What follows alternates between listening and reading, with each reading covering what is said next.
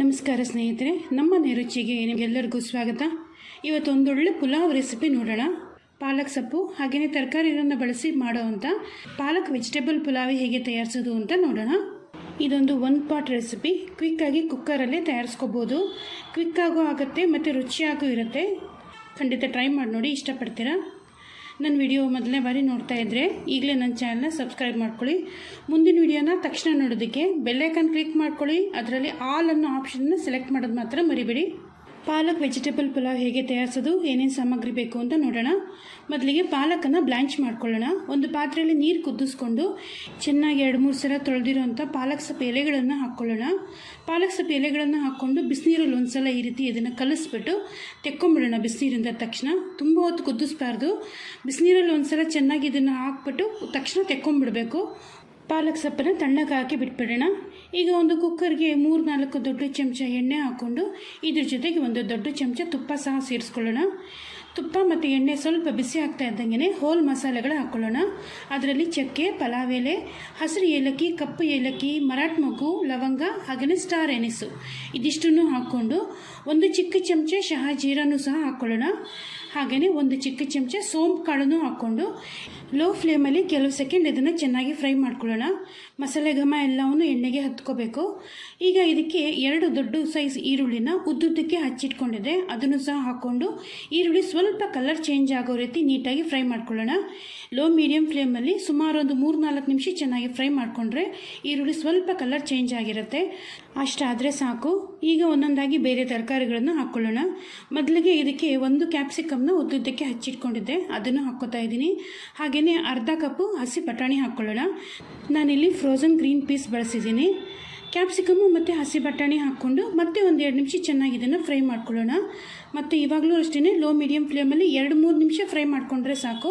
Capsicum ಹಸಿ ಬಟಾಣಿ ಹಾಕಿ 2-3 ನಿಮಿಷ ಚೆನ್ನಾಗಿ ಫ್ರೈ ಮಾಡ್ಕೊಂಡ್ಮೇಲೆ ಹಚ್ಚಿಟ್ಕೊಂಡಿರುವಂಥ ಕ್ಯಾರೆಟು ಮತ್ತು ಬೀನ್ಸು ಸಹ ಹಾಕ್ಕೊಳ್ತಾ ಇದ್ದೀನಿ. ಕ್ಯಾರೆಟು ಬೀನ್ಸನ್ನು ಹಾಕ್ಕೊಂಡು ಮತ್ತೆ ಇನ್ನೊಂದು 3-4 ನಿಮಿಷ ಚೆನ್ನಾಗಿ ಫ್ರೈ ಮಾಡ್ಕೊಳ್ಳೋಣ. ನಾನಿಲ್ಲಿ ಕ್ಯಾರೆಟು, ಬೀನ್ಸು, ಕ್ಯಾಪ್ಸಿಕಮ್ಮು, ಬಟಾಣಿ ಇಷ್ಟೇ ಹಾಕ್ಕೊಂಡಿದ್ದೀನಿ. ನೀವು ಇಷ್ಟ ಆದರೆ ಇದಕ್ಕೆ ಹೂಕೋಸು, ಆಲೂಗಡ್ಡೆ ಈ ರೀತಿ ಬೇರೆ ತರಕಾರಿಗಳನ್ನು ಹಾಕ್ಕೋಬೋದು. ಬೀನ್ಸು, ಹಚ್ಚಿರುವಂಥ ಕ್ಯಾರೆಟು ಹಾಕ್ಕೊಂಡ್ಮೇಲೆ ನಾನು ಒಂದು 2-3 ನಿಮಿಷ ಚೆನ್ನಾಗಿ ಫ್ರೈ ಮಾಡ್ಕೊಂಡಿರ್ತೀನಿ. ಈಗ ಇದಕ್ಕೆ ಒಂದೊಂದಾಗಿ ಮಸಾಲೆ ಪುಡಿಗಳು ಹಾಕ್ಕೊಳ್ಳೋಣ. ಮೊದಲನೇದಾಗಿ 2 ಚಿಕ್ಕ ಚಮಚ ಕಸೂರಿ ಮೇಥಿ, ಅರ್ಧ ಚಿಕ್ಕ ಚಮಚ ಅರಿಶಿನ, 1 ಚಿಕ್ಕ ಚಮಚ ಧನಿಯಾ ಪುಡಿ, 1 ಚಿಕ್ಕ ಚಮಚ ಗರಂ ಮಸಾಲ ಹಾಕ್ಕೊಳ್ಳೋಣ.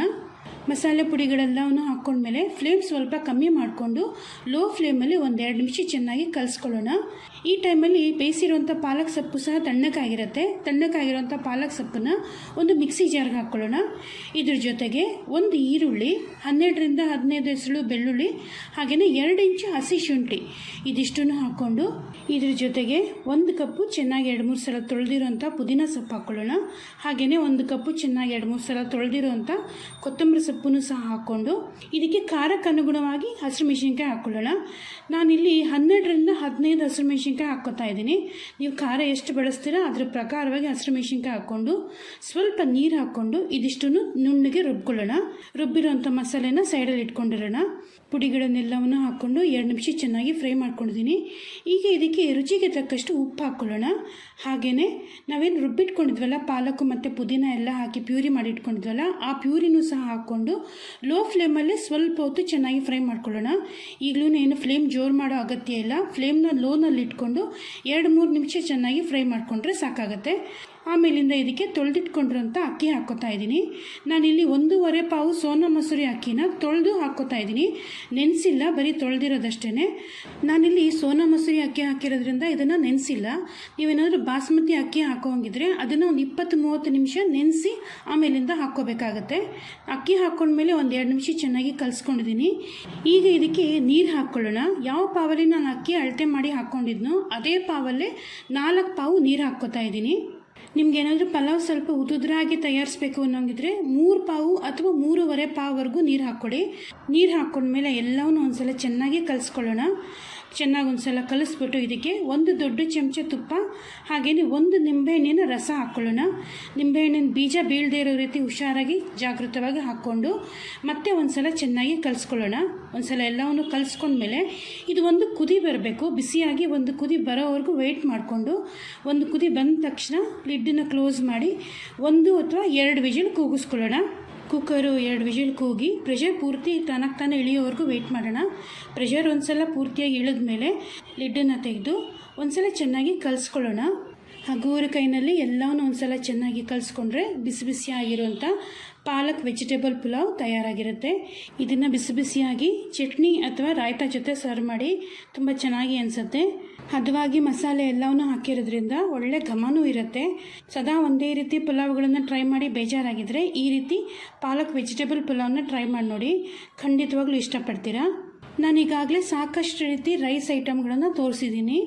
ಪುಲಾವು, ಟೊಮೆಟೊ ಬಾತು, ಹಾಗೆಯೇ ಪನ್ನೀರ್ ಬಿರಿಯಾನಿ, ಈ ರೀತಿ 1 ಪಾರ್ಟ್ ರೆಸಿಪಿಗಳನ್ನು ಸಹ ತೋರಿಸಿದ್ದೀನಿ.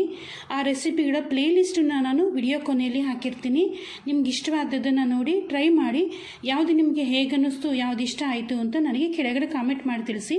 ನನ್ನ ವಿಡಿಯೋ ಇಷ್ಟ ಆಗಿದ್ದರೆ ಲೈಕ್ ಮಾಡಿ, ನಿಮ್ಮ ಫ್ರೆಂಡ್ಸ್ಗೆ, ರಿಲೇಟಿವ್ಸ್ಗೆ ನನ್ನ ವಿಡಿಯೋನ ಶೇರ್ ಮಾಡಿ. ನನ್ನ ಚಾನಲ್ಗೆ ಇನ್ನೂ ಸಬ್ಸ್ಕ್ರೈಬ್ ಮಾಡ್ಕೊಂಡಿಲ್ಲ ಅಂದರೆ ಈಗಲೇ ಸಬ್ಸ್ಕ್ರೈಬ್ ಮಾಡ್ಕೊಳ್ಳಿ. ಮುಂದಿನ ವಿಡಿಯೋಗಳಲ್ಲಿ ಭೇಟಿಯಾಗೋಣ. ನಮಸ್ಕಾರ.